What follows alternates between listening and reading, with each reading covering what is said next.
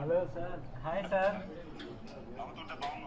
Thank you so much అన్న. మిమ్మల్ని చూస్తానని చెప్పి అస్సలు అనుకోలేదన్నా.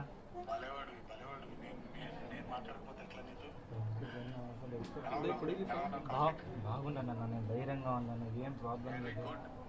త్వరగా ట్రీట్మెంట్ తీసుకుని తొందరగా బయటకు వచ్చానన్నా. First cinema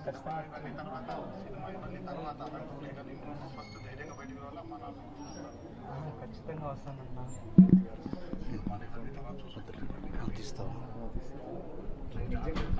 Sai start record పెట్టు.